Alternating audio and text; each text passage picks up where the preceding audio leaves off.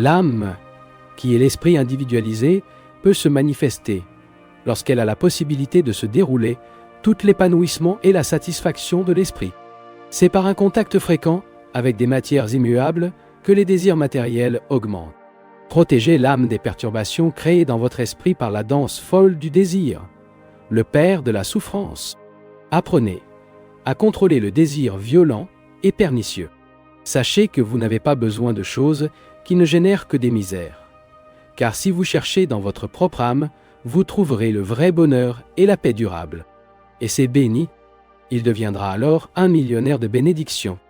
Béni est la nature de l'âme, un état intérieur qui dure avec une joie toujours nouvelle et immuable, qui résiste éternellement aux défis de la souffrance physique et de la mort. L'absence de désir n'est pas le déni, c'est plutôt la conquête de l'auto-témoignage que vous devez récupérer l'héritage de l'auto-réalisation dans votre âme.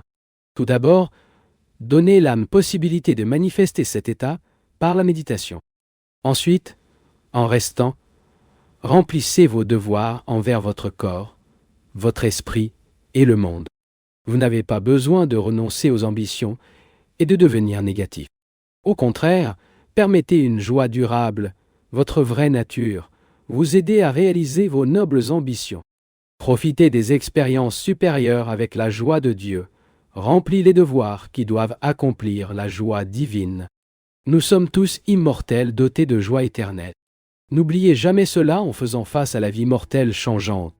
Ce monde n'est qu'une étape dans laquelle nous jouons notre rôle sous la direction du réalisateur divin. Il fonctionne bien, qu'il soit tragique ou comique, se souvenant toujours que sa vraie nature est le bonheur éternel et rien de plus. La seule chose qui ne l'abandonnera jamais est la joie de l'âme. Par conséquent, apprenez à nager dans le lac serein de la bonheur pérenne, avant de glisser dans le Sovradouro de la vie matérielle, qui est le royaume de la souffrance, du plaisir, indifférence et tromperie la paix temporaire. La méditation pratiquée apporte sérieusement un bonheur profond. Ce n'est pas né du désir. Il se manifeste au commandement magique du calme intérieur, le résultat de l'intuition. Soyez toujours calme. Lorsque la bénédiction vous implique, vous le reconnaîtrez comme un être conscient, intelligent et universel que vous pouvez faire appel, et non comme un état mental abstrait. C'est la plus grande preuve que Dieu est une bénédiction éternelle, toujours consciente et toujours nouvelle. Ayez des attentes de vie positive. Essayez de vivre constamment heureuse. Ne laissez pas vos biens de le posséder, ni que les détails insignifiants de la vie quotidienne envahissent le calme de votre intérieur. Renforcez-vous pour être au-dessus des distractions, buvant souvent le nectar de la sérénité intérieure que les mains angéliques vous offrent lorsque vous allez silencieusement à la réalisation de soi. Les sages, même bénissent avec une prospérité matérielle, ne perdent jamais la vérité que toutes choses sont éphémères. Le Fulch, qui cherche dans ce monde imparfait l'accomplissement, ne fait que ne rappelle que la satisfaction provisoire. C'est que le rêve le plus charmant et le plus délicat du bonheur terrestre finit par rejoindre le cortège solennel dont le sort est le crématorium de déception. Le sage comprend la nature transitoire de la vie. Pas de temps à perdre du temps à construire des rêves de rêves avec des camionnettes d'espoir. Au contraire, cultivez le détachement des expériences quotidiennes et lorsque la mort vient, elle trouve la perfection de la réalisation en Dieu. Pourquoi dormez-vous encore ? Ne désolez pas affirmer que vous êtes trop occupé pour penser à Dieu. Lorsque le moment de la mort viendra, vous devrez briser tous vos engagements sans préavis ni de l'ange. Alors que diriez-vous de mettre de côté certaines de vos entreprises triviales et de pensées vides pour faire de la place à Dieu ? Le monde vous prend tout ce qu'il peut, le gardant coincé avec de petites habitudes et des activités improductives. Vous voudrez peut-être différent, mais jour après jour, un prisonnier demeure attaché à la main et aux pieds par la corde de leurs habitudes. Il est responsable de vous-même et le monde se soucie peu de ce que vous faites. Alors pourquoi ne pas vous souvenir quotidiennement ? Mon plus grand engagement est envers Dieu. Manger, travailler et mourir ne suffit pas. Les animaux font de même. Employez le don précis de la raison dans la recherche de Dieu. Pas besoin d'aller dans le désert où différentes tentations le harceleront et gagneront. Son travail est dans le monde car c'est dans le monde que son carmo a mis pour se sauver en service à son voisin. Vous pouvez trouver Dieu dans la solitude de votre chambre, lorsque les premières heures du matin ou avant de vous endormir, préparez-vous à méditer. Avec vos mains sur, disons mentalement, Père, vous êtes omniscient, vous connaissez toutes mes pensées. Parlez-moi, je veux entendre votre voix. Répétez la prière mentalement plusieurs fois, jusqu'à ce que vous ressentiez sa substance. Nourrissez ce sentiment, travaillant, et répétez la prière, jusqu'à ce que vous sentiez le cœur plein d'amour et de séquentier de Dieu. Car ainsi, obtiendra une réponse consciente. Toujours qui à quelques moments de loisir, faire une prière sincère. Père, viens à moi. Exprime ta présence omniscient. Personne ne connaît leur prière secrète. Et rappelez-vous, vous ne pourrez pas connaître Dieu si en même temps votre esprit est à d'autres désirs. Vous n'aurez pas d'autre Dieu avant moi. Cela signifie que Dieu ne sera pas révélé à personne dont les pensées qui lui sont consacrées ne sont pas assez fortes pour expulser tout le monde. Lorsque vous voulez exprimer votre amour pour quelqu'un, vous n'avez pas à citer les poèmes des autres. Cet amour trouve leurs propres mots qui coulent spontanément de leur cœur copieux. Par conséquent, priez Dieu dans vos propres termes d'amour et en lot, pas dans la langue empruntée des autres. Et n'arrêtez jamais de prier jusqu'à ce qu'il réponde. Désormais, intensifiez. La simplicité n'est pas la misère. Il n'est pas diamétralement opposé à la richesse. Vivre simplement, c'est suivre le chemin silencieux de la modération. Dans une vie d'équilibre entre les extrêmes, se trouve le secret du bonheur intérieur. Les vrais amoureux, en paix avec eux-mêmes et le monde, acceptent joyeusement leur destin et déplorent à juste titre le fardeau des rois. Le bonheur est la condition naturelle et authentique des humains. Peu le trouvent parce qu'ils vivent dans leur périphérie. Ils se distanquaient autant que possible de leur propre centre intérieur. Plus ils deviennent plus riches et plus puissants, plus ils se sentent vides à l'intérieur. Dans les rois, le désir de bonheur est presque toujours frustré. Son désir naturel, d'avoir des amis, est avalé quotidiennement par la marée de ceux qui essaient de les explorer. Son espoir de trouver une compréhension chez les hommes est submergé et écrasé par la vague de ceux qui se disputent leurs faveurs. Plus les courtisans sont nombreux, plus le roi se sent à l'intérieur seul. Partout, les gens dans leur recherche de bonheur, en dehors d'eux-mêmes, découvrent qu'ils sont allés les chercher dans une corne d'abondance vide et aspirent fiévreusement les bords d'un verre en cristal dans lequel le vin de la joie n'a jamais versé. Être heureux, c'est s'efforcer de réduire les désirs et les besoins. En plus de cultiver la capacité de les servir à leur propre volonté, souriant toujours intérieurement et extérieurement, malgré tout obstacle. Chaque nuit, restez silencieux et calme pendant au moins 10 minutes, mais si possible, avant de prendre sa retraite et de nouveau le matin, lors du réveil. Cela créera en vous l'habitude ferme et incassable du bonheur, qui vous permettra de faire face à toutes les situations difficiles de la bataille de la vie quotidienne. Armé de ce bonheur durable, allez dans le monde afin de répondre aux exigences quotidiennes. Recherchez le bonheur, mais dans votre esprit et moins dans l'acquisition d'objets matériels. Soyez si heureux à l'intérieur que rien ne peut vous secouer. Alors, tu vas passer sans les choses auxquelles il s'est habitué. Réjouissez-vous de savoir que vous avez acquis le pouvoir de ne pas être négatif. Et sachez également qu'il ne cultivera jamais l'état d'esprit matérialiste par rapport au détriment du bonheur intérieur, devenant même un millionnaire. Il y a beaucoup de choses en Amérique que je voulais pour mon pays pauvre. Au fil du temps, cependant, j'ai réalisé que les Américains ne sont pas si heureux. En moyenne en tant que paysans de l'Inde.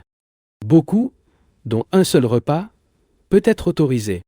Malgré la prospérité matérielle, les gens ici ne jouissent pas de la même joie intérieure. Les Américains sont rassasiés avec des plaisirs sensuels. Le bonheur s'en éloigne pour la simple raison qu'ils recherchent partout, sauf eux-mêmes. Souvent, le bonheur ainsi appelé n'est rien d'autre qu'une souffrance brisée. Vous pouvez beaucoup manger, mais la conséquence peut être une indigestion aiguë ou des douleurs à l'estomac.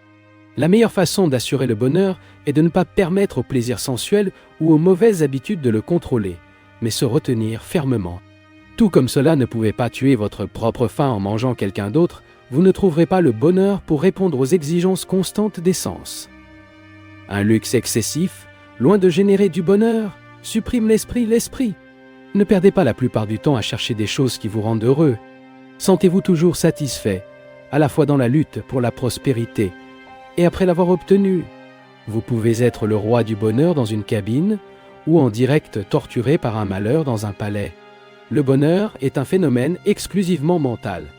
Vous devez d'abord le déployer fermement en vous-même, puis, avec la résolution infatigable d'être toujours heureuse, à traverser le monde à la recherche de la santé, de la prospérité et de la sagesse.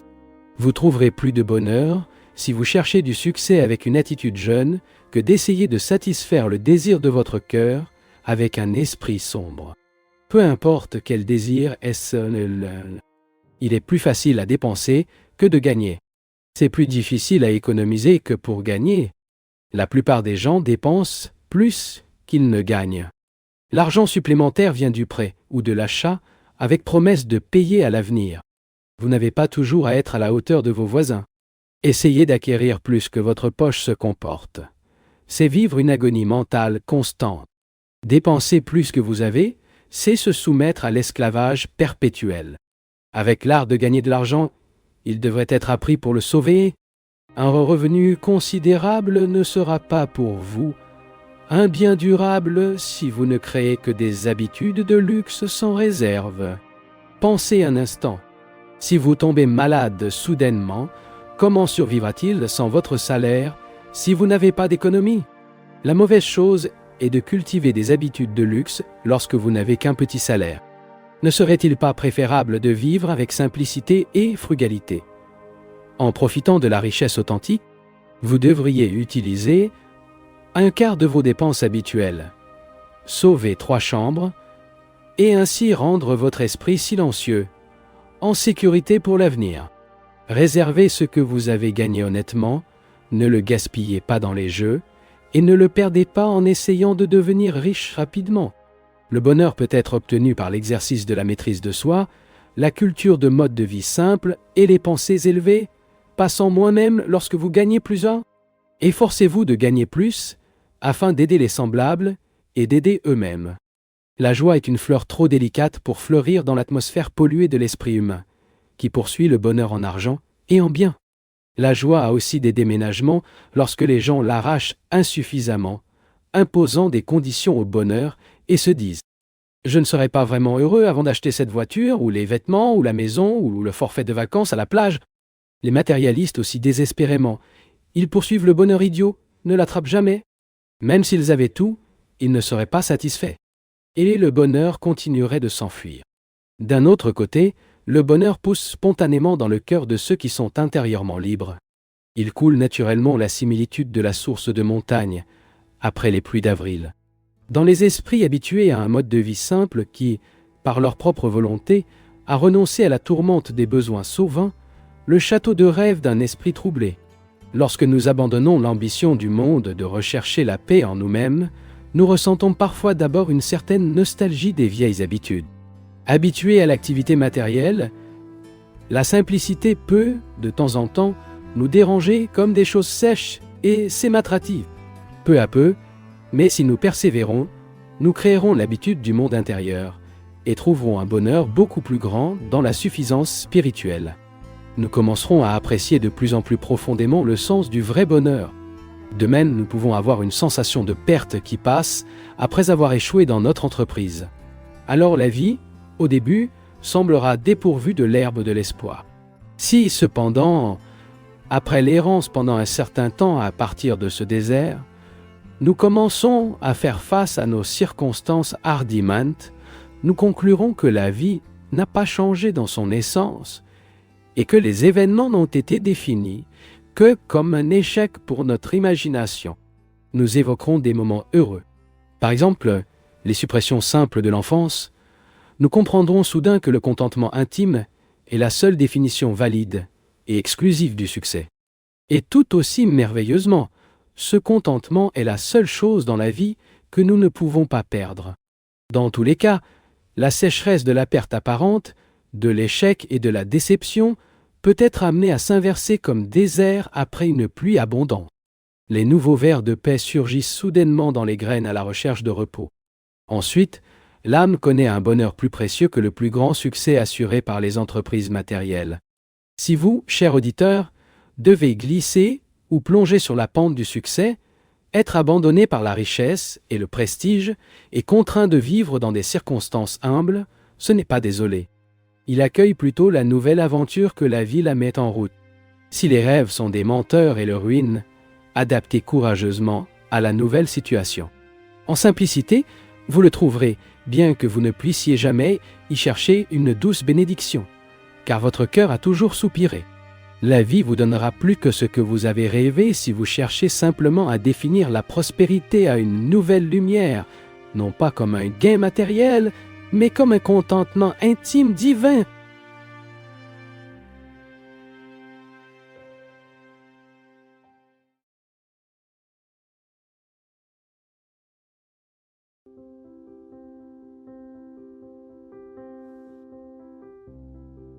La guérison mentale est supérieure à toutes les méthodes de guérison physique. Car la volonté, l'imagination, la foi et la raison constituent des états de conscience qui agissent sous une forme efficace directement de l'intérieur. Ils mènent le pouvoir de motivation qui stimule et dirige l'énergie vitale, l'incitant à développer une tâche spécifique. L'autoservice et l'utilisation de divers types d'affirmations sont utiles pour stimuler l'énergie vitale, mais ne sont pas toujours efficaces. Cela est dû au fait que ceux qui pratiquent ces méthodes les pratiquent souvent exclusivement mentalement, sans gérer consciemment l'énergie vitale et donc sans établir de lien physiologique entre l'esprit et la matière. Lorsque les techniques psychophysiologiques sont combinées avec la puissance de la volonté, de la foi et de la raison, en contrôlant et en dirigeant l'énergie vitale, afin qu'elle contacte l'état supraconscient, la guérison est sûre. Dans cet état de réalité bénie, nous comprenons l'unité existante indissoluble entre la matière et l'esprit, dépassant ainsi tout l'état de perturbation. La matière n'existe pas comme nous la concevons habituellement, mais sous la forme d'une illusion cosmique.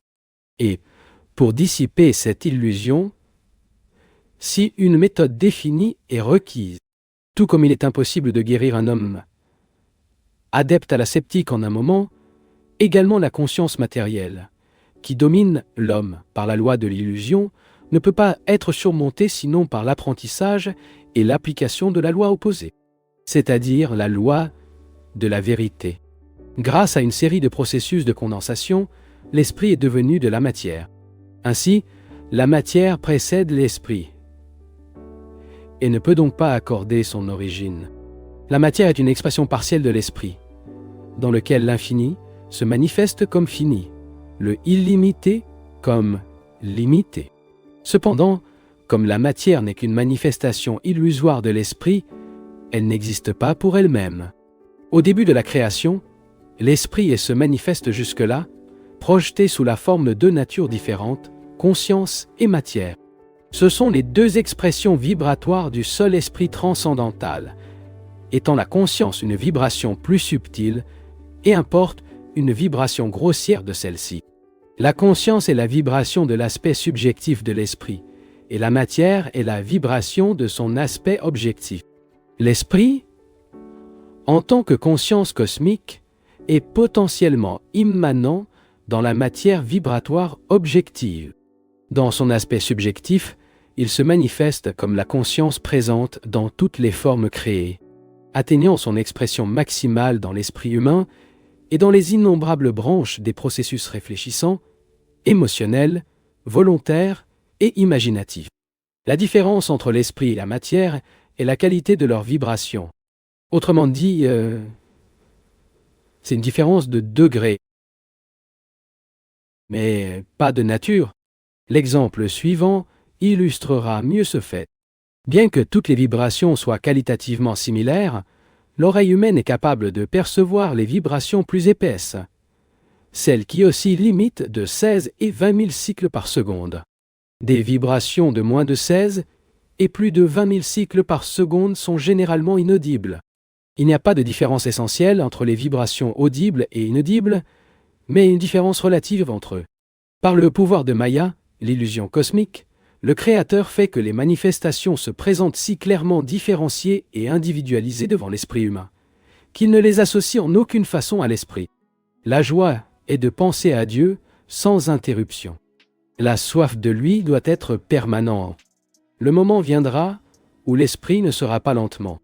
Le moment où même les plus grandes afflictions du corps, de l'esprit et de l'âme ne peuvent retirer leur conscience de la présence vivante de Dieu. N'est-ce pas merveilleux? Vivre avec Dieu, penser à Dieu et ressentir Dieu tout le temps. Rester dans le château de votre présence où ni la mort ni rien d'autre ne peut le déchirer. Immédiatement derrière les mots que vous prononcez, immédiatement derrière vos pensées, immédiatement derrière l'amour de votre cœur, immédiatement derrière votre volonté, immédiatement derrière votre sentiment d'identité, se trouve le grand esprit de Dieu. Pour ceux qui pensent qu'il est loin, il est loin. Mais pour ceux qui pensent qu'il est proche, il sera toujours proche. Bhagavad Gita dit « Celui qui me perçoit partout et contemple toutes choses en moi ne me perd jamais. Je ne le perds pas non plus de voir. Le Seigneur ne nous manque jamais. » Nous disons que Dieu nous est invisible, mais en réalité, il est visible à travers l'univers colossal manifesté.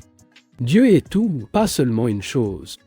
Lorsque vous regardez une création aussi solide et réelle, n'oubliez pas de la concevoir comme une pensée de Dieu, matérialisée sous forme physique. Vous pouvez conditionner votre esprit pour comprendre ce petit à petit chaque jour. Chaque fois que vous envisagez un beau crépuscule, pensez « Dieu peint le ciel ». En regardant le visage de chaque personne qui trouve, pensez intérieurement. C'est Dieu qui a pris cette forme. Adoptez cette ligne de pensée dans toutes vos expériences. Le sang dans mon corps est Dieu. La raison dans mon esprit est Dieu. L'amour dans mon cœur est Dieu et tout ce qui existe, c'est Dieu. Le yoga est l'art de tout faire avec la conscience de Dieu. Non seulement lorsque vous méditez, mais aussi lorsque vous travaillez, vos pensées doivent y être ancrées en permanence. Si vous travaillez avec la conscience que ce que vous faites est de pour plaire à Dieu, cette activité s'unit à lui. N'imaginez donc pas que vous ne pouvez trouver Dieu que dans la méditation. La méditation et l'activité correcte sont essentielles, comme l'enseigne la Bhagavad Gita.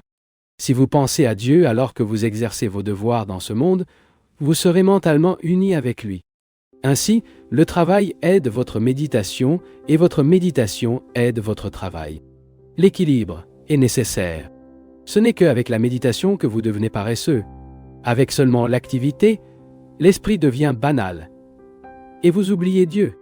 Faire des choses pour Dieu est une expérience très personnelle et gratifiante.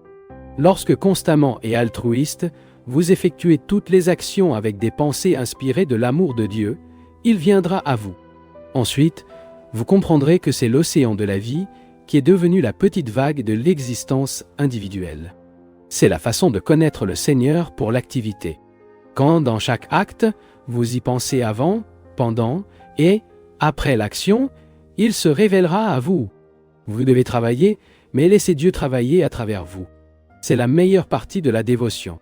Si vous pensez constamment qu'il marche à travers ses pieds, il travaille entre ses mains, faisant les choses à travers sa volonté. Vous le saurez. Quelle que soit votre activité, vous êtes toujours libre de chuchoter à Dieu votre amour jusqu'à ce que vous receviez consciemment votre réponse. C'est le moyen le plus sûr de contacter lui au milieu de l'agitation folle de la vie contemporaine. L'habitude de chuchoter mentalement Dieu est la plus grande aide pour son développement. Vous verrez en vous-même un changement que vous aimerez beaucoup. Peu importe ce que vous faites, Dieu doit toujours être dans votre esprit. Lorsque vous voulez voir un certain spectacle, acheter une tenue ou une voiture que vous avez admirée, n'est-ce pas vrai que peu importe ce que vous faites, vous vous demandez simplement comment obtenir ces choses? Alors que ne satisfaire pas vos désirs forts, votre esprit ne se repose pas. Elle travaille sans cesse pour les satisfaire. De même, votre esprit doit être en Dieu jour et nuit. Transmusez vos petits désirs en un grand désir pour lui. C'est la philosophie de la vie que nous devrions vivre. Non pas demain, mais aujourd'hui, à cette minute. Il n'y a aucune excuse pour ne pas penser à Dieu, au jour et à la nuit, à couler au fond de votre esprit, de Dieu, de Dieu, de Dieu, au lieu de l'argent, du sexe ou de la renommée. Que vous laviez la vaisselle, creusiez un fossé, travaillant dans un bureau ou un jardin, quelles que soient vos tâches, murmurez vers l'intérieur. Seigneur, me manifeste. Vous êtes ici, vous êtes au soleil, vous êtes dans l'herbe, vous êtes dans l'eau, vous êtes dans la pièce. Tu es dans mon cœur. Chaque pensée de la nôtre émet une vibration subtile. Lorsque vous prononcez mentalement le mot Dieu et continuez à répéter ceci pensée, elle émane une vibration qui invoque la présence de Dieu.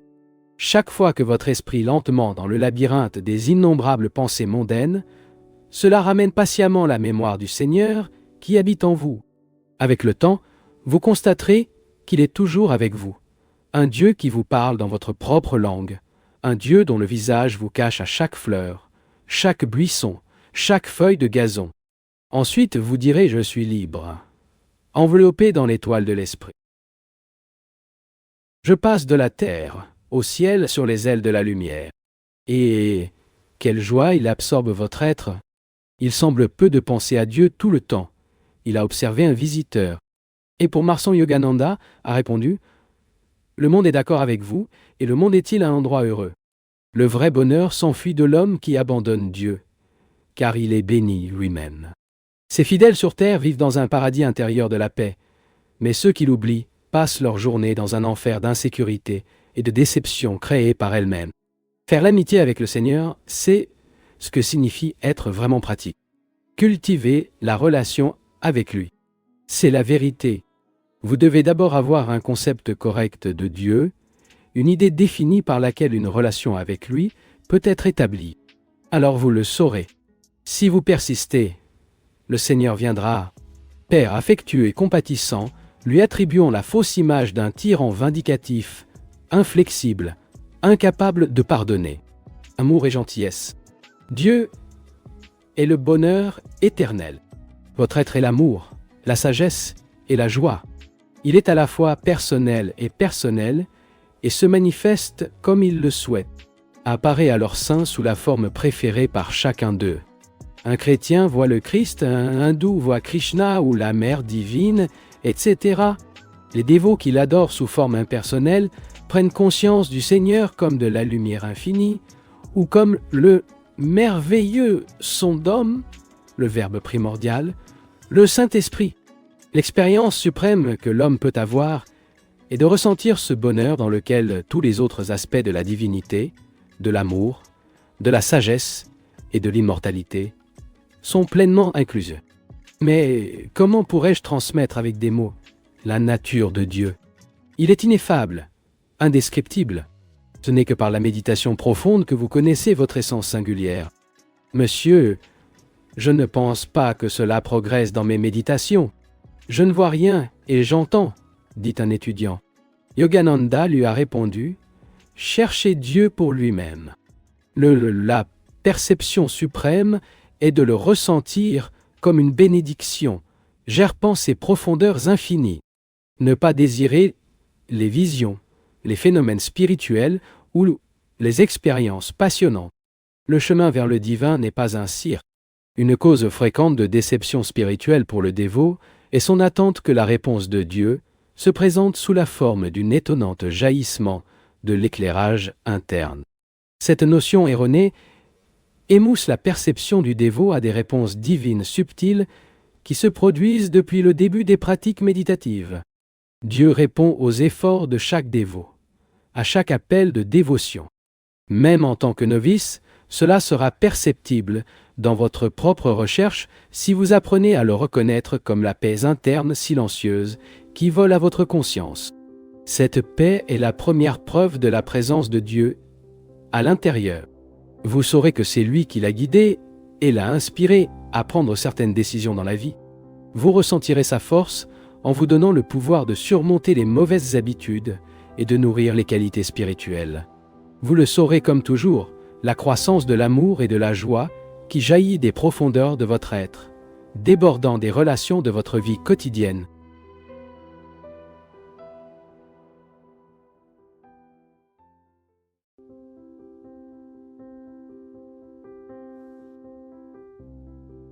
Votre désir d'être heureux doit inclure le bonheur des autres. Lorsque nous servons les autres, nous nous servons. Ne pensez pas « je vais aider les autres », mais je vais aider mon propre monde, car sinon je ne serai pas heureux. La loi de l'existence a été promulguée pour nous apprendre à vivre harmonieusement avec la nature subjective et notre vraie nature intérieure. Si vous touchez une plaque chauffante avec vos doigts, il vous brûle. La douleur sera un avertissement que la nature l'a placée pour la protéger des blessures au corps. Si vous traitez les autres sans gentillesse, il sera traité par eux et la vie. En outre, votre propre cœur sera flétri et sec. De cette façon, la nature avertit les hommes que par le mal, ils cassent l'harmonie avec le moi intérieur. Connaissant la loi et le respectant, les gens aiment le bonheur durable, la bonne santé et l'harmonie parfaite avec elles-mêmes et avec la vie dans son ensemble. Il y a quelques années, j'avais un bel instrument de musique, un ancien raj d'Inde, et j'aimais jouer de la musique religieuse. Mais un jour, un visiteur lui a montré beaucoup l'appréciation. Sans hésitation, je lui ai donné l'instrument en cadeau. Quelque temps plus tard, quelqu'un m'a demandé « N'as-tu pas été un peu triste ?» Pas un instant, j'ai même répondu. Partager avec les autres leur propre bonheur est une façon d'être encore plus heureuse. Les amoureux peuvent trouver le bonheur les uns dans les autres s'ils vivent dans une vie simple, sans surcharger leur existence, avec des richesses, de l'artificialité et de l'ambition effrénée. Lorsque deux individus égoïstes se joignent au lien officiel du mariage, ils restent mentalement séparés parce que chacun est enfermé en amour pour eux-mêmes. Dans la prison de l'égoïsme, ils n'atteignent jamais le bonheur et l'harmonie ensemble. Aimer avant d'être aimé est la clé qui ouvrira les portes de leur cœur, leur apportant des joies communes.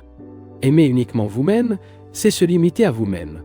Lorsque les couples apprennent à étendre leur sympathie et à se détacher, comme des individus, un couple ou famille, transformez votre relation autant que la disharmonie émotionnelle que l'égoïsme a produite dans une convivialité de l'amour divin et de soutien.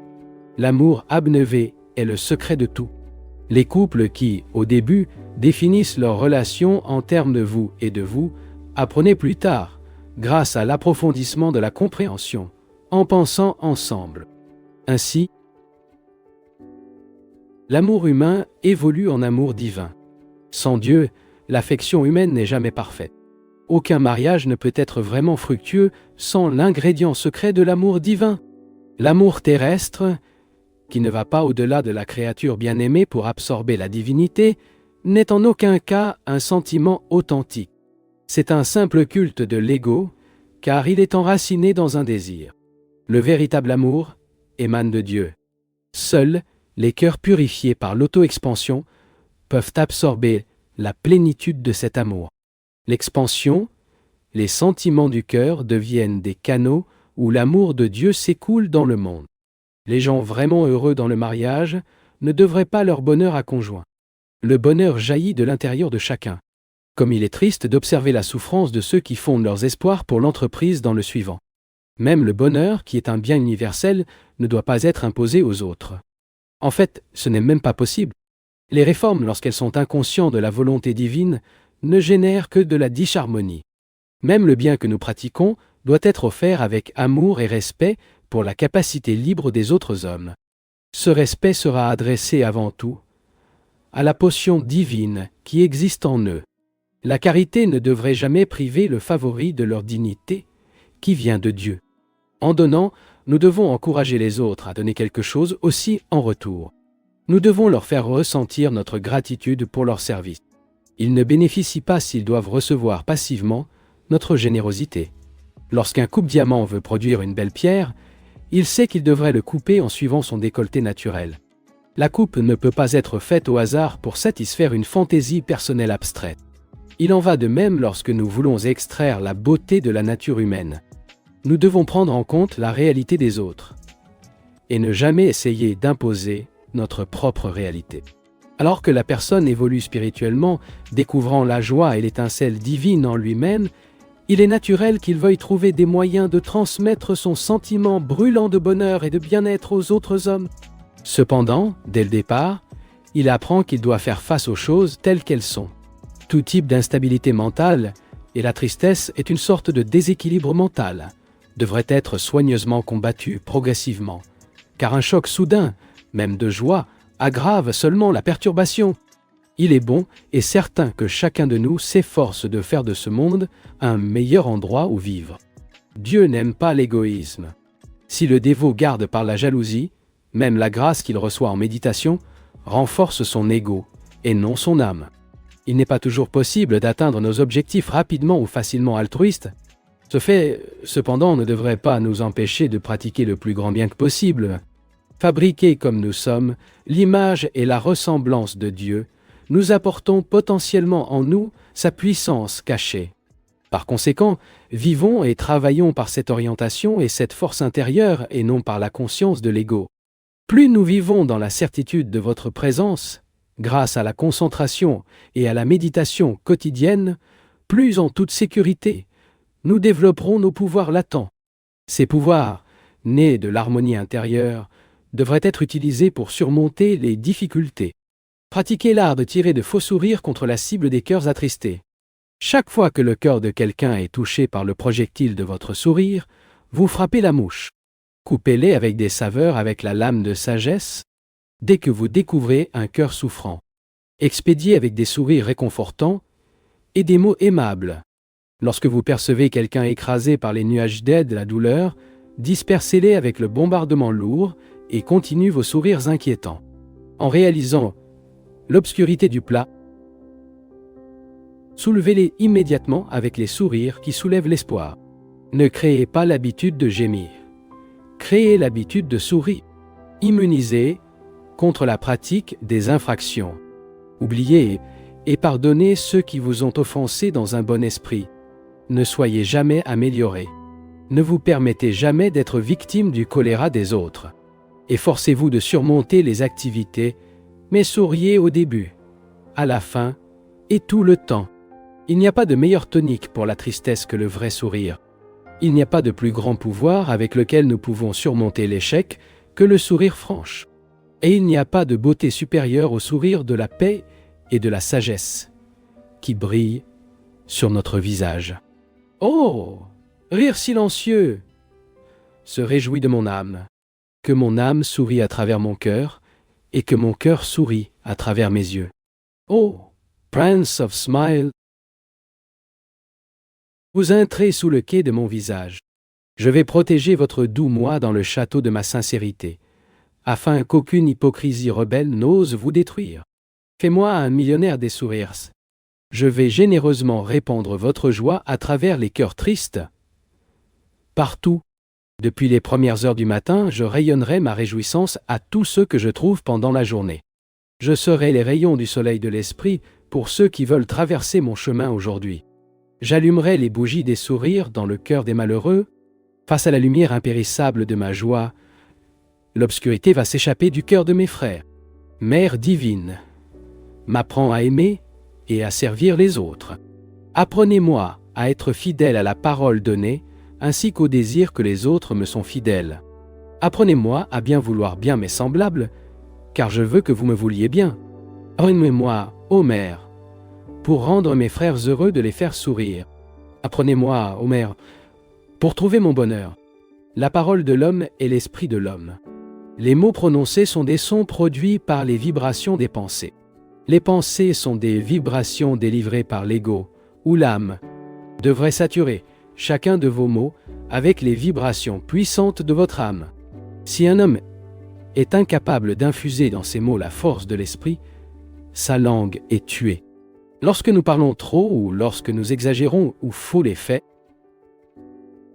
nos paroles deviennent aussi sans effet que les balles papier tirées par un fusil de jouet. C'est pourquoi les mots et les prières de personnes folles ou sans scrupules dans leur langue n'ont généralement pas le pouvoir d'exploiter un changement au cours des événements.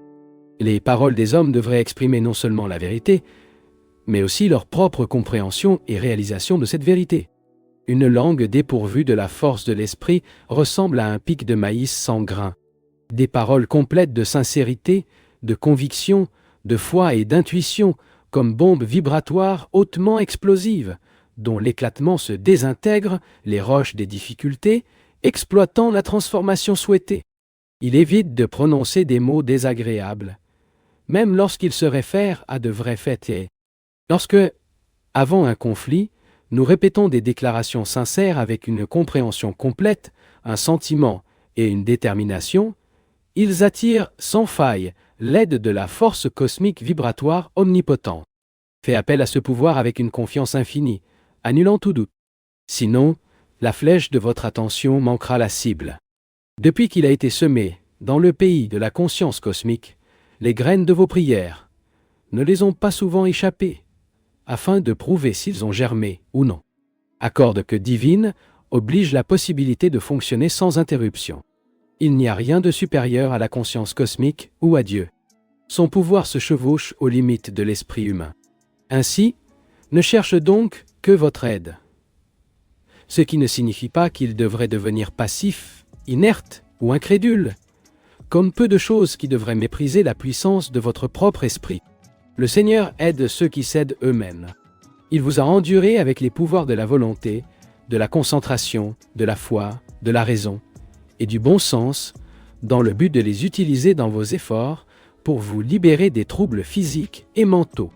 Il devrait appliquer tous ces pouvoirs, mais simultanément attrayant l'aide de Dieu, en émettant vos prières ou déclarations, toujours avec la confiance que vous utilisez vos propres pouvoirs, les pouvoirs reçus de Dieu, soit pour vous guérir ou à vous guérir, à vous-même, à une aide divine, mais prennent simultanément conscience du fait que c'est celui qui utilise, en tant que fils bien-aimé du Seigneur, des dons qu'il a reçus, le will, l'émotion et la raison pour résoudre tous les problèmes complexes de la vie. Un équilibre entre le concept médiéval de la dépendance totale de l'homme envers Dieu et l'habitude moderne de dépendre de l'ego doit être établi. L'attitude mentale devrait s'adapter au type d'affirmation qui s'applique. Les affirmations liées à la volonté doivent être accompagnées d'une détermination énergique. Les affirmations liées au sentiment devraient être accompagnées de dévotion. Les affirmations liées à la raison doivent être accompagnées d'une compréhension claire. Lorsque vous voulez guérir les autres, nous devons sélectionner un type de déclaration conforme au tempérament du patient, actif, imaginatif, émotionnel ou réfléchissant. La condition fondamentale dans la pratique de toute déclaration est l'intensité de l'attention. Mais la continuité et la répétition sont également des facteurs d'une importance considérable. Répétez, attentif, et vos déclarations à plusieurs reprises, les saturant de dévotion, de volonté et de foi. Et ne devenez pas mal à l'aise pour les résultats. Ils seront produits naturellement à la suite de vos efforts. Pendant le processus de guérison physique, l'attention doit se concentrer sur les pouvoirs infinis de l'esprit, et non sur la maladie elle-même, car elle peut affaiblir la foi. Quand il s'agit de surmonter les perturbations mentales, telles que la peur, la colère, les mauvaises habitudes et d'autres, la concentration doit être fixée dans la qualité opposée à laquelle il doit être surmonté. Par exemple, pour surmonter la peur, la conscience du courage doit être cultivée. Pour surmonter la colère, la conscience de la paix. Pour surmonter la faiblesse, la conscience.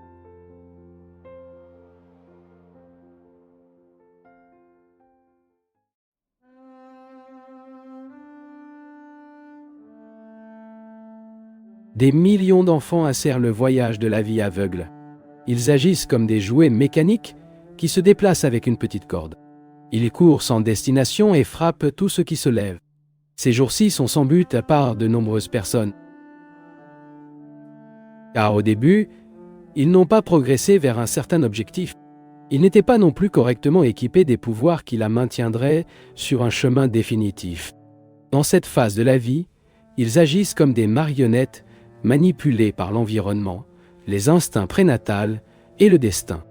Ils ne savent jamais quel rôle ils peuvent réussir et ils ne peuvent pas harmoniser leurs fonctions avec le script dramatique cosmique. Des millions, pour ainsi dire, remplissent leurs devoirs dans la vie comme s'ils étaient dans un état de somnambulisme. Vous devriez découvrir votre chemin dans la vie de temps en temps, analysant la petite enfance et l'étape actuelle afin de ne pas suivre inconsciemment le mauvais cours. Ensuite, Déterminez la bonne direction, essayez d'élaborer, en fonction de celle-ci, toutes les méthodes créatives de enrichissement à votre disposition. Ces méthodes devraient cependant être dans les limites de leur idéalisme. Sinon, il aura de l'argent mais pas le bonheur. Le bonheur n'est possible que lorsque le désir d'enrichir ne l'incite pas à poursuivre le mauvais sens. Réveillez-vous. Il n'est jamais trop tard pour faire le diagnostic de la vie. Analysez ce que vous êtes et la vraie nature de votre travail, pour vous faire ce que vous devriez être. Il a des talents et des pouvoirs qu'il n'avait jamais utilisés auparavant. Il a toute la force dont vous avez besoin. Et il n'y a pas de force plus formidable que l'esprit. Passez-le des petites habitudes qui vous tiennent coincés avec des choses du monde. Souriez le sourire perpétuel de Dieu. Souriez le sourire vigoureux de l'effort équilibré. Le milliard de dollars sourit que personne ne peut sortir de vous. Les hommes qui réussissent ont assez de nerfs pour garder l'image indélébile de ce qu'ils veulent construire ou produire sur Terre. Ainsi, en tant que financiers, ils utilisent des capacités créatives. En tant que constructeurs, la volonté de pouvoir. En tant que charpentiers, une attention approfondie. Et en tant que travailleurs, patience mentale pour matérialiser leurs rêves. Vous êtes mécontents parce que vous ne visualisez pas clairement les grandes choses que vous voulez vraiment, ou utilisez votre volonté, votre talent créatif et votre patience pour les matérialiser là. Le bonheur dépend de la capacité de manifester, d'abord, les plus petits désirs, puis les plus gros rêves. Veillez à ne pas nourrir les ambitions peu pratiques dans la vie et, par conséquent, passer des années coincées dans la laudia sale de la pauvreté, la victime du sarcasme de la famille et des amis, comme si la queue d'un arc-en-ciel avait été poursuivie. Faites des schémas mentaux des petites choses et efforcez-vous de les réaliser jusqu'à ce que vous puissiez faire de grands rêves une réalité également. Il se contente d'obtenir de petits succès, car il apprendra à être un millionnaire de bonheur et, plus tard, à matérialiser vos rêves grandioses. Le malheur est une conséquence de l'échec. Vous pouvez créer le bonheur durable si cela ne permet pas de le déranger dans le voyage du succès. L'homme est un être matériel et spirituel. Il doit évoluer spirituellement grâce à la discipline intérieure, mais il doit être matériellement productif en développant leurs compétences professionnelles. L'homme primitif a employé toutes ses facultés mentales pour répondre aux besoins de la vie matérielle. Il a passé tout le temps à chasser, manger et dormir. L'homme moderne essaie, par des moyens scientifiques, de satisfaire aux conditions matérielles de la vie d'aujourd'hui. Ce que l'homme primitif a fait sans aucune méthode, l'homme moderne fait méthodiquement. Et la méthode, dans ses efforts pour atteindre le succès matériel, a également indirectement amélioré ses facultés intérieures. Les maîtres de l'Inde croient en l'amélioration directe des collèges intérieurs. La volonté pour lutter contre la tentation, ainsi que dans la culture du sentiment de servir les similaires. Depuis que Dieu nous a donné faim, et puisque nous avons un corps physique pour faites attention, nous avons besoin d'argent. Nous gagnons honnêtement scientifiquement afin de répondre aux besoins de nos collègues. La vie professionnelle ne doit pas nécessairement être matérialiste. L'ambition de prospérer peut être spiritualisée. Les affaires existent pour servir les autres matériellement autant que possible. Nous appelons les magasins qui s'ouvrent uniquement pour gagner de l'argent avec des entraux gourmands. Mais ceux qui se soucient d'abord de servir les clients dans les meilleurs articles à des prix équitables sont ceux qui prospèrent toujours. Et en plus, profiter de l'évolution morale du monde. Je n'oublierai jamais l'observation mince d'un vendeur d'un grand magasin où je vais à un par-dessus. « Monsieur, je n'essaye pas de vous vendre quelque chose, j'essaie de découvrir exactement ce dont le Seigneur a besoin. » Il savait que je pouvais obtenir un morceau de 200 $, mais cela m'a vendu un 60, car c'était celui qui était. J'ai aimé prendre les bons vêtements, à un prix raisonnable, et il a garanti au stocké un client fidèle. Si je m'étais vendu surtout plus cher, je ne mettrais plus les pieds là-bas. Beaucoup d'argent, rendant les autres prospères, et en utilisant la fortune pour les aider, nous sommes confrontés à une ambition spirituelle. Monsieur Henry Ford, quand il veut aider les gens à s'aider lui-même et à ne pas pratiquer une charité qui humilie, et les esclaves que s'ils ont une ambition couronnée par l'idéal de service, les gens matériellement ambitieux peuvent justifier spirituellement le gain d'argent, compromettre le progrès de l'humanité. L'une des raisons de la plus grande spiritualité des Orientaux est de mener la vie simplement, refusant d'assumer le rôle des automates dans les affaires et de réserver plus de temps pour la contemplation. Sans aucun doute, beaucoup d'entre eux emploient des loisirs dans la culture des habitudes de paresse, et non dans l'accomplissement spirituel. Cependant, en règle générale, les Orientaux ont même une perception spirituelle plus nette. Nos West Brothers utilisent leur temps pour ne développer que les facteurs mentaux et intellectuels de la vie. Ils sont trop occupés pour goûter les fruits de leur travail matériel ou pour savoir en profondeur le sens de la paix, de la relaxation et du bonheur. Beaucoup de nos frères occidentaux sont asservis par leurs engagements moins importants et oublient que l'engagement suprême est un contact béni avec Dieu. Nos frères occidentaux ont besoin de prendre du temps. Bien qu'ils devraient se battre plus pour la vie à cause du froid, ils profitent d'un avantage sur leurs similaires de l'Est: l'utilisation approfondie des machines. Ils pourraient ainsi gagner du temps pour des études plus profondes sur la vie, et pas seulement pour la danse ou le plaisir. Les activités professionnelles et l'argent existent pour le réconfort de l'homme, mais la cupidité aveugle ne devrait pas le priver de son bonheur. 6 jours et des nuits entières d'une existence mécanique, avec seulement quelques heures pour la culture spirituelle, ne sont pas une situation d'équilibre. La semaine doit être réservée au travail, au plaisir et à la culture de l'esprit. 5 jours pour gagner de l'argent, 1 jour pour se reposer et s'amuser, et 1 jour pour pratiquer l'introspection et l'accomplissement intérieur. L'homme a besoin d'avoir du temps libre pour se retrouver. 1 jour par semaine, le dimanche par exemple, ne suffit pas car ce sont vos seules vacances. Il veut alors se reposer parce qu'il est trop fatigué pour les méditations.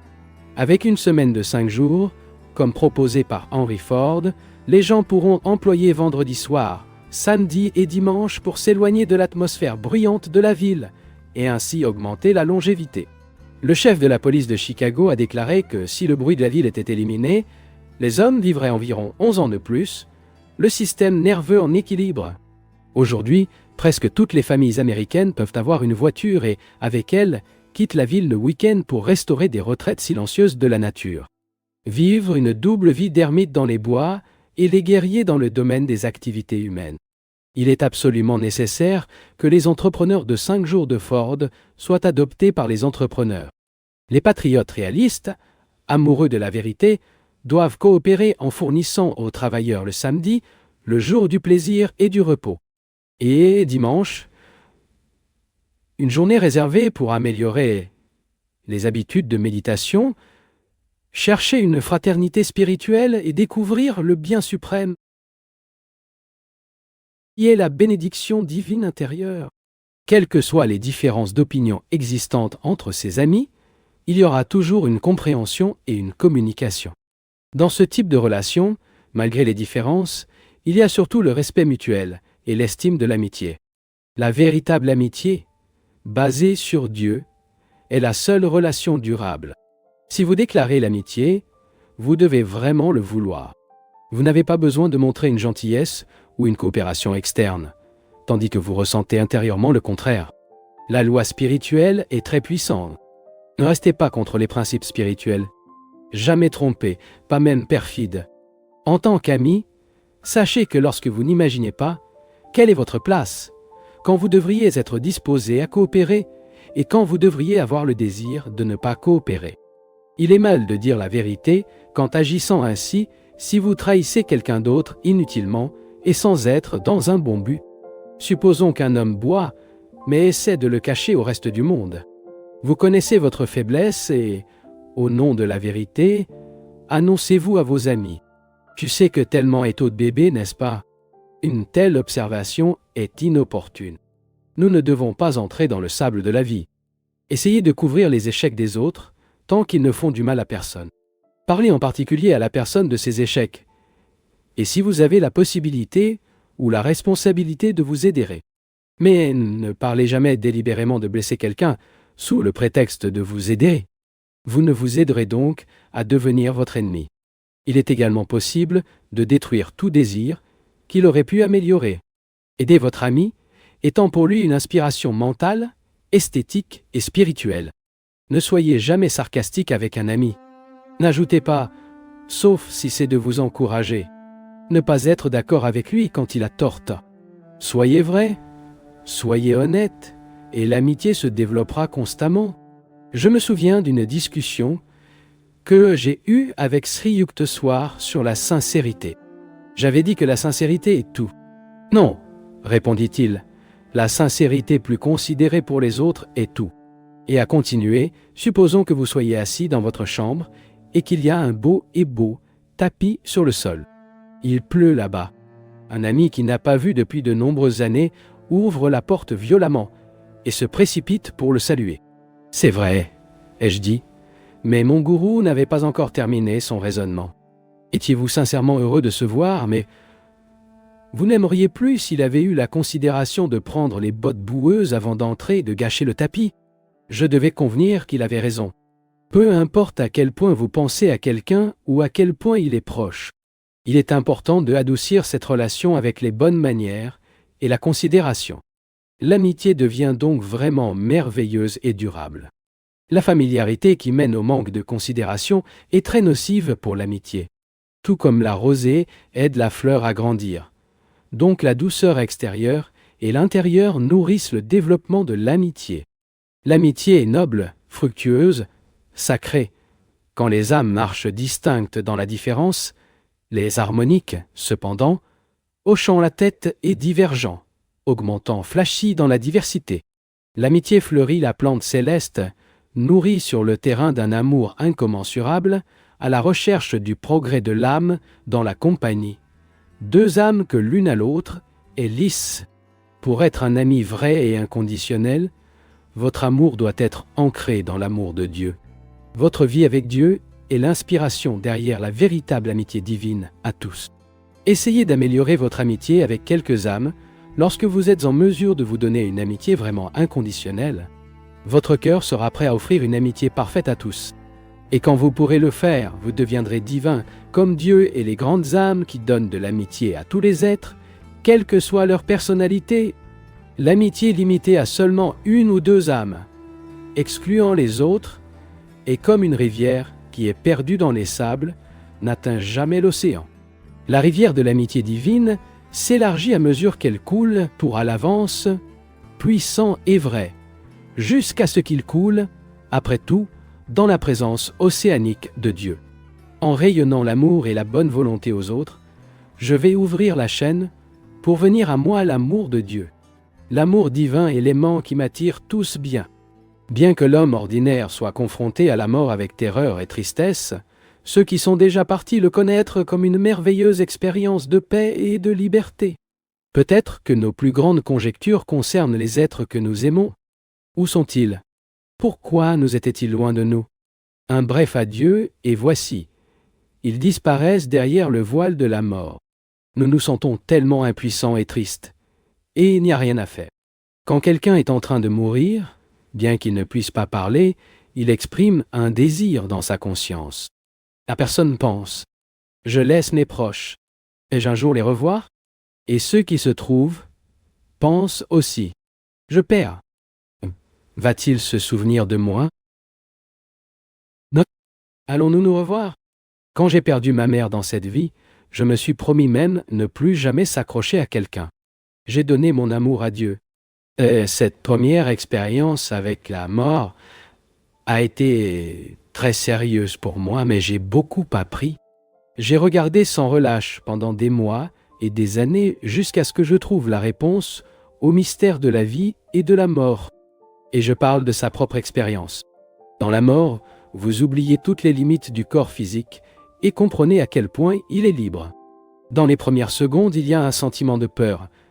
La peur de l'inconnu, quelque chose d'étrange à la conscience. Puis, cependant, vient une grande compréhension. L'âme éprouve un sentiment joyeux de soulagement et de liberté. Vous vous rendez compte qu'il existe séparé du corps mortel. Nous mourrons tous un jour. Par conséquent, il est inutile d'avoir peur de la mort. Vous ne vous sentez pas mécontent de la perspective de perdre conscience du corps dans le sommeil. Accepte le sommeil comme un état de liberté souhaitable. Telle est la mort. un état de repos, une retraite de cette vie. Il n'y a rien à craindre. Quand la mort vient, riez d'elle. La mort n'est qu'une expérience que vous êtes destiné à apprendre une grande leçon. Vous ne pouvez pas mourir. Notre vrai être est l'âme et est immortel. Nous pouvons dormir pendant un certain temps dans cet état appelé la mort. Mais nous ne serons jamais détruits. Nous existons, et cette existence est éternelle. La vague atteint la plage, puis revient à la mer, mais n'est pas perdue. Il devient un avec l'océan, ou revient sous la forme d'une autre vague. Ce corps est venu et disparaît, mais l'essence de l'âme qui y apporte ne cessera jamais d'exister. Rien ne peut éteindre cette conscience éternelle. Même une particule de matière ou une vague d'énergie est indestructible, comme la science l'a prouvé. L'âme ou l'essence spirituelle de l'homme est également indestructible. L'affaire subit des changements. L'âme se soumet aux expériences les plus diverses. Les changements radicaux sont appelés la mort. Cependant, la mort ou le changement de forme ne modifie ni ne détruit l'essence spirituelle. Le corps n'est qu'un vêtement. Combien de fois avez-vous changé de vêtements dans cette vie? Et pas pour ça vous diriez que cela a changé. De même, lorsque vous quittez ces vêtements de corps à la mort, vous ne vous changez pas. C'est exactement la même chose? Une âme immortelle. Un fils de Dieu. Le mot mort est un terme erroné, car la mort n'existe pas. Lorsque vous êtes fatigué de la vie, vous descendez simplement le par-dessus en chair et retournez dans le monde astral. Bhagavad Gita parle d'une manière belle et réconfortante de l'immortalité de l'âme. L'esprit n'est pas né et ne cessera jamais de l'être. Il n'y avait pas de temps où il ne l'était pas. Fin et début ne sont que des rêves. Sans naissance ni mort, immuable, pour toujours, l'esprit dure. La mort ne le touche pas. Il y a un mort pour ressembler à sa maison. La mort n'est pas la fin. Il s'agit d'une émancipation temporaire accordée lorsque karma, la loi de la justice, détermine que son corps et son environnement actuel ont déjà atteint ses objectifs. Ou lorsque vous êtes excessivement porté ou épuisé par la souffrance pour continuer à porter la charge d'existence physique. Pour les personnes souffrant, la mort est une résurrection de la torture douloureuse de la chair dans un réveil de la paix et de la tranquillité. Pour les personnes âgées, c'est une retraite conquise par les années de lutte à vie. Pour tout le monde, c'est un repos bienvenu.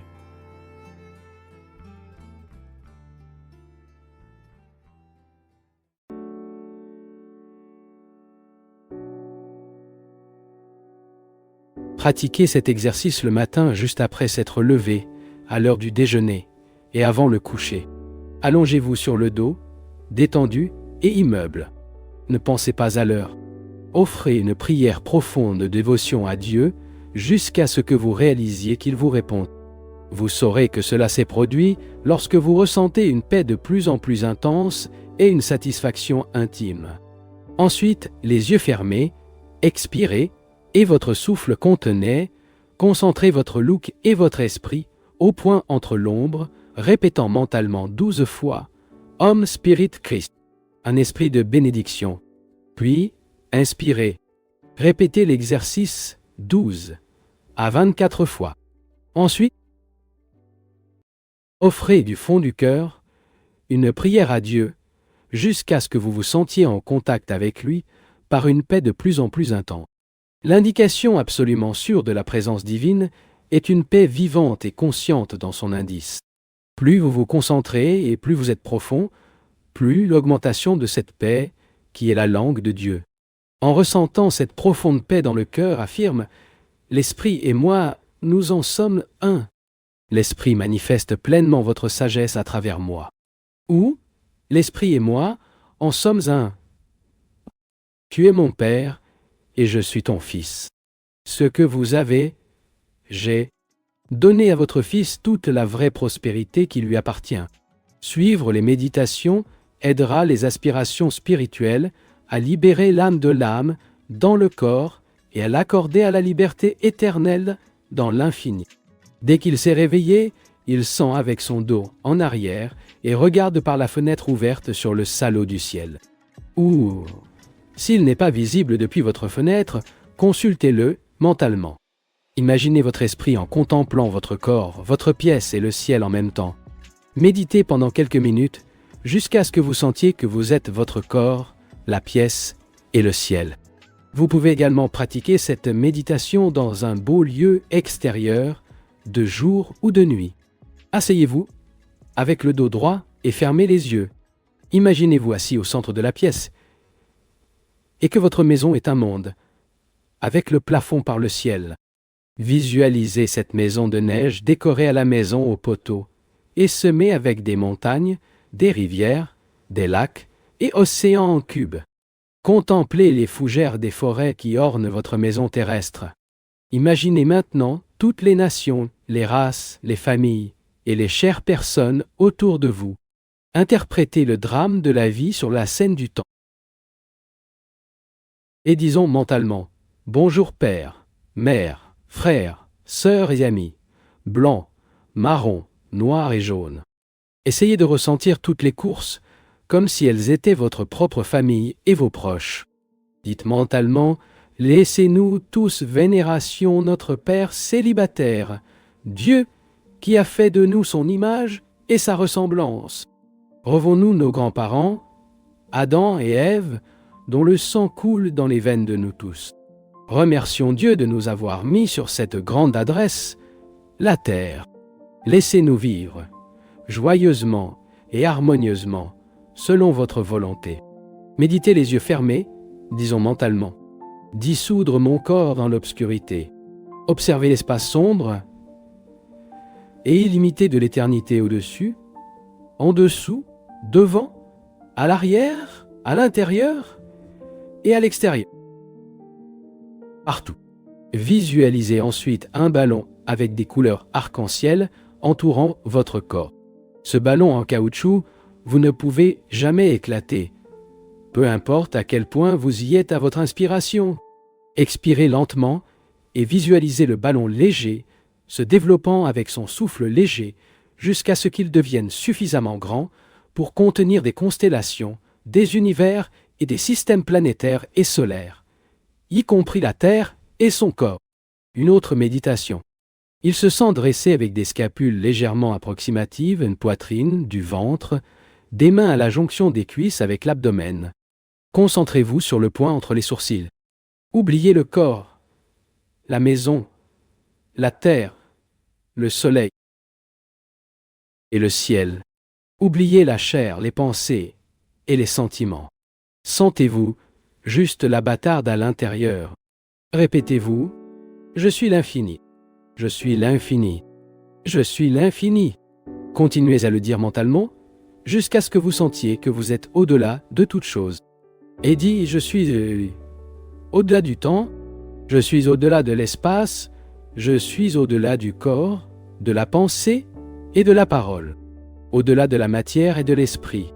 Je suis la bénédiction infinie, je suis la bénédiction infinie. Et méditez dessus.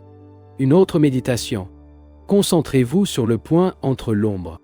Expirez et inspirez lentement les narines. Retenez votre souffle. Comptez de 1 à 12 et ressentez toute l'énergie en rejoignant le point entre les sourcils. Expirez lentement et lentement, inspirez les narines. Retenez votre souffle et comptez jusqu'à 25. Expirez lentement et inspirez lentement les narines. Retenez votre souffle et comptez jusqu'à 40.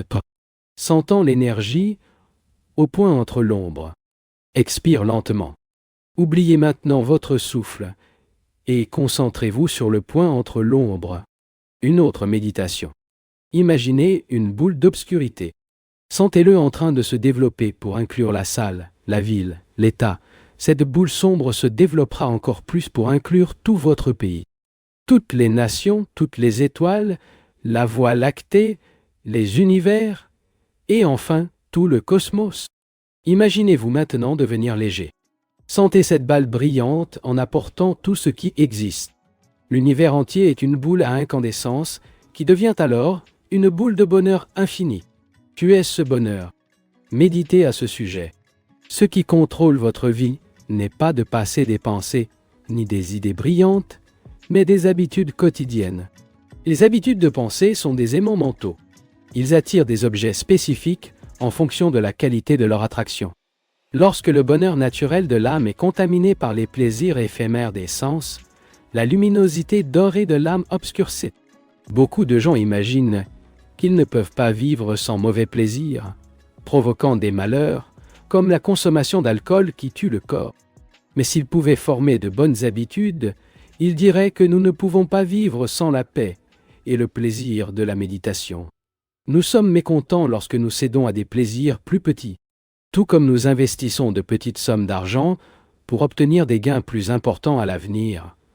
Le dévot doit lutter contre les plaisirs matériels à gagner la pure joie de la méditation.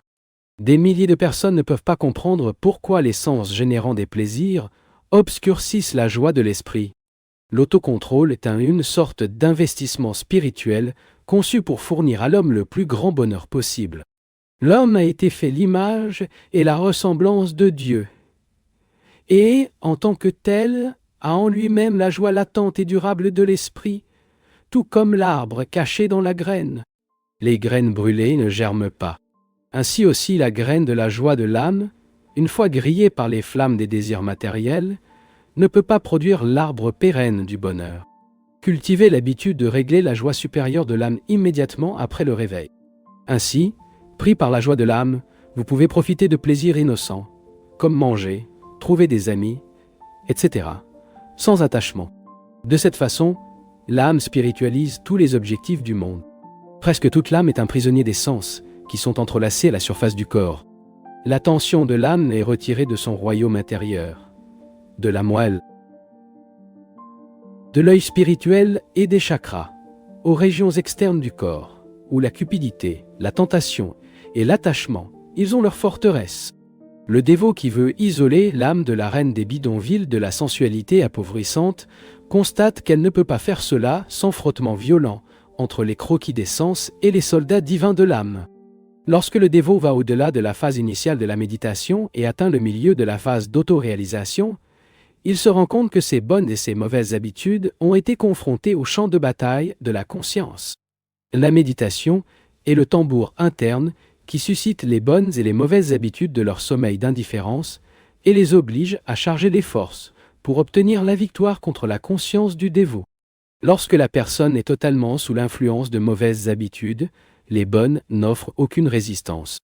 Ce n'est que lorsque le dévot essaie de cultiver les bonnes habitudes de concentration, de sérénité, de paix, les mauvaises habitudes, l'agitation créent une résistance psychologique. Le novice spirituel, enthousiaste pour commencer la pratique de la méditation, ne réalise pas la résistance des mauvaises habitudes. Ceux ne prêtent pas attention à l'invasion silencieuse des bonnes habitudes chez le débutant spirituel. Ce n'est que lorsque le novice spirituel note ce qui se passe et se bat avec ténacité pour établir de bonnes habitudes dans le royaume de la conscience, les mauvaises habitudes commencent à avoir peur et à faire des tentatives furieuses pour expulser les bons intrus.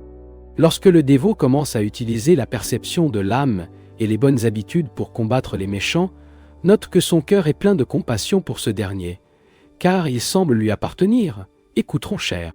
En d'autres termes, le dévot, bien que sachant ce qu'il doit faire, a du mal à déloger les anciennes habitudes d'impatience, d'action continue, de mauvais régimes et de plaisirs sensoriels par des soudures impitoyables et courageuses de calme, d'extasie et de contrôle de soi.